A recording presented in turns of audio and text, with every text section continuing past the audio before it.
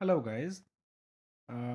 ये झारखंड एपीओ के 2018-19 वाला जो मेंस का एग्ज़ाम हुआ था उसके जनरल स्टडीज़ का पेपर है। इस पेपर के थ्रू हम लोग एनालाइज कर सकेंगे कि आने वाले एग्ज़ाम में जनरल स्टडीज़ की किस हिसाब की तैयारी हमारी होनी चाहिए। तो लेट अस सी कुछ जो बहुत ही बेसिक चीज़ें हैं कि ये 3 घंटे का एग्ज़ाम है, पूरा 100 मार्क्स का है और सारे क्वेश्चंस के आंसर करने थे इसमें। तो एक एक करके हम लोग सारे प्रश्नों को देख लेते हैं। अब देखिए क्वेश्चन नंबर 1 जो है, इसमें किन किन चीज़ों की बात की जा रही है। पहला क्वेश्चन है कि discuss on non conventional power resources in India. फिर आगे आ जा रहा है दूसरा क्वेश्चन कि explain white yellow and blue revolution in India. Then again, what is National Crime Records Bureau. चौथा, why the following personalities were in news headlines recently, Sharad Arvind Bobde and Sourav Ganguly.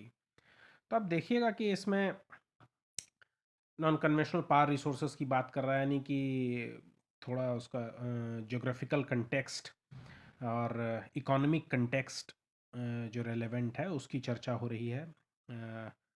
White yellow and blue revolution की भी चर्चा इसमें कर ली गई है। साथ ही साथ अब तुरंत यहाँ पर से शिफ्ट होकर के क्राइम रिकॉर्ड्स ब्यूरो की बात कर ली जा रही है। एपीओज का वर्क चूँकि क्रिमिनल लिटिगेशन से संबंधित होता है, तो ये भी प्रोमिनेंट हो जा रहा है इसमें, ये भी रेलेवेंट हो जा रहा है। एंड फाइनली कुछ करंट अफेयर्स का, एक करंट अफेयर्स का भी क्वेश्चन था इसमें।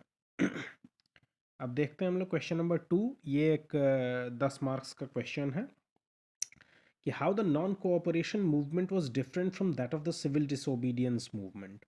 ये बिल्कुल बेसिक जो मॉडर्न हिस्ट्री का सवाल है हम लोगों का। और इसमें एक ऑप्शन भी दिया हुआ था कि either you could complete this question, और दूसरा क्या था चॉइस हमारे पास कि describe the historical forces which shape the vision of the constitution of India. यानी कि पहला जहाँ पे हिस्टोरिकल कंटेक्स्ट की बात कर रहा है, दूसरा आपका हिस्टोरिकल पॉलिटी की बात करता है। कंप्लीटली आपके कॉन्स्टिट्यूशनल लॉ के एवोल्यूशन की चर्चा हो रही है from a historical point of view, stand point. ठीक है। ये एक बड़ा बड़ा क्वेश्चन 10 मार्क्स का एकमात्र यही था। इसके बाद फिर हम लोग देखते हैं क्वेश्चन नंबर 3 पे आ जाइए कि discuss the significance of Himalayas. Full fledged अब ये फिजिकल ज्योग्राफी की तरफ आ गया ये सवाल, उससे संबंधित है। Discuss the significance of the Himalayas. दूसरा है discuss seaports as facilitation of international trade in India. Yet again ये polity, sorry, geography and economics दोनों से रिलेटेड क्वेश्चन है। which areas of India have very high density of population? Discuss the causes of high density of population in these areas. तो ये भी जो है आपका पॉपुलेशन ज्योग्राफी से रिलेटेड क्वेश्चन है। लेट अस सी चौथा प्रश्न हम लोगों का जो है कि how to measure the corporate social responsibility index demonstrate. ये इंडेक्सेस से संबंधित प्रश्न आ गया। Then again, does Make in India campaign of Government of India will have positive impact on Indian economy in reality? Evaluate. अब ये देखिए कुछ ऐसे प्रश्न हैं जो कि थोड़े करंट अफेयर्स से भी रिलेटेड हैं, और पॉलिसीज़ जो लेकर के आई जा रही थी, प्रोग्राम्स जो लेकर के जा रहे थे, तो प्रोग्राम्स एंड पॉलिसी इम्प्लीमेंटेशन जो गवर्नमेंट को द्वारा हुआ है उनके इवैल्यूएशन को रिलेटेड क्वेश्चंस हैं। यानी यहाँ पे अब सिर्फ फैक्ट्स नहीं आपसे डिमांड किया जा रहा है, you'll have to give an opinion. ठीक है, आपको इवेल्युएट करना है, असेस करना है कि ये कैसा है। स्पेसिफिकली इसमें पॉजिटिव इम्पैक्ट्स की चर्चा हो रही है, but how to write answers will discuss about these, किसी अन्य वीडियो में इसकी चर्चा कर लेंगे। बट कैसे एक बैलेंस अप्रोच बना के चलना है उसको ध्यान में रखते हुए ये आंसर आपसे डिमांड किया जा रहा है। तीसरा देख लीजिए कि define small scale industries and cottage industries. अब स्मॉल स्केल इंडस्ट्रीज़ और कॉटेज इंडस्ट्रीज़ पे काफ़ी ज़्यादा फोकस आप देखिएगा, विशेष करके इस मोदी रेजीम में एमएसएमईज़ पे कितना फोकस बढ़ा है। उन सारी बातों को ध्यान में रखते हुए ऐसे क्वेश्चंस को क्या एक्सपेक्ट किया जा सकता था, तो मेरा मानना है कि बिल्कुल आप अंदाज़ा लगा सकते हैं कि किस दिशा में पॉलिसी इम्प्लीमेंटेशन चल रहा है और वैसी पर्टिनेंट तैयारी की जा सकती है। क्वेश्चन नंबर 5 आपका बता रहा है, उसका पार्ट है कि what is the role of solar radiations in the process of photosynthesis.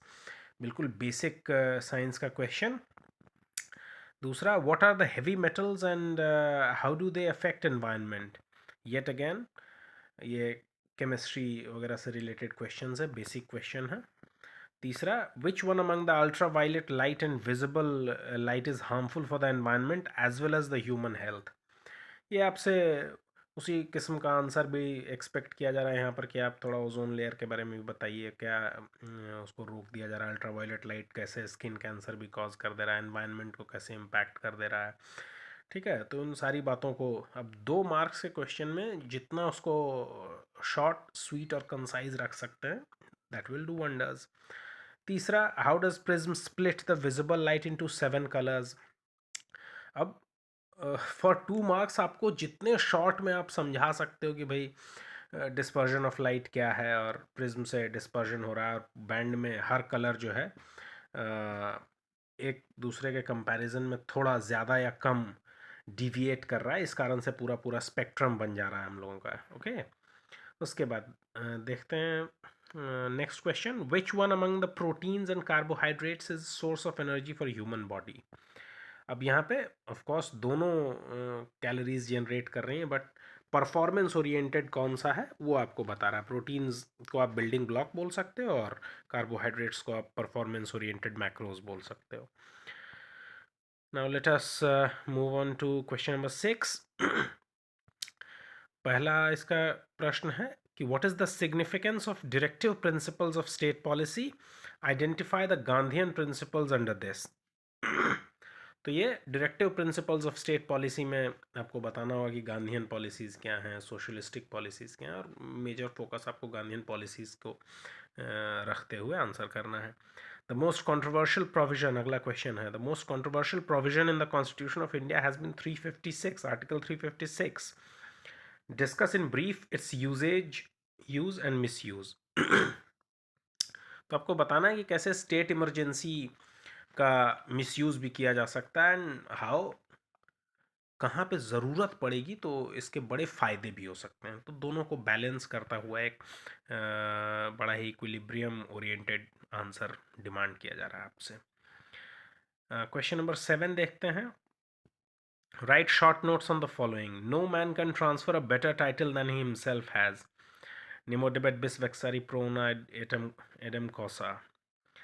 दूसरा देखिए, reason is the soul of law and when the reason of any particular law ceases so does the law itself. Third देख लेते हैं इसी में, the thing speaks for itself, रेसिप सालक्वाइटर। तो ये सारे इसमें तो कैटेगरिकली सिलेबस में मेंशन भी है कि will ask questions from certain Maxim's, इसी कारण से आप देखिएगा कि इस क्वेश्चन में सारे मैक्सिम्स पे ही, मैक्सिम ओरिएंटेड क्वेश्चंस ही हैं। इसका पार्ट 2 देख लेते हैं, इसके अंदर भी 3 क्वेश्चन नंबर बी जो है इसमें 3 क्वेश्चंस हैं। लिस्ट पेंडेंस, कैवियट एम्प्टर जो buyer be aware and mesne profit, CPC का section 2 clause 12। Now let us see, हाँ, explain the meaning and use of following legal terms, caveat, डी नोवो, एजस्टम जेनरिस, इप्सो फैक्टो एंड स्टेटस क्वो। सारे के सारे बड़ी सिंपल लैटिन टर्म्स हैं, आपको इनको एक्सप्लेन करते चलना है for 2 marks. Keep it short, that would be the best. और फाइनली हम लोग देखते हैं क्वेश्चन नंबर 8, जो कि अब झारखंड ओरिएंटेड क्वेश्चनिंग हो रही है इसमें। ओके, सबसे पहला आपका आ गया, right brief essay on Santhal revolt. ये एक ऐसा प्रश्न है जिसको आप एक्सपेक्ट कर सकते हैं, इसकी तैयारी करके जा सकते हैं। अगला, name 3 wildlife sanctuaries of Jharkhand with its conservation plan. Okay, Palamu, Gadhwa, and perhaps one more. I'm not sure about it, but you'll have to see.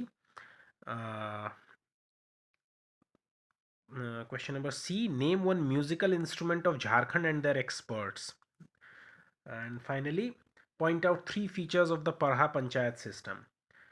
यानी कि झारखंड के हिस्ट्री को अगर आप पढ़िएगा तो हिस्ट्री एंड पॉलिटी को अगर पढ़िएगा तो संथाल रिवोल्ट हो गया, पढ़ा पंचायत हो गया, ये बड़ी ही इजीली आप उसको प्रिपेयर कर सकते हैं। ये सारे एक्सपेक्ट किए जाने लायक क्वेश्चंस हैं और इनकी तैयारी आप काफ़ी इजीली कर सकते हो। ऑलराइट, तो दिस वाज द पेपर।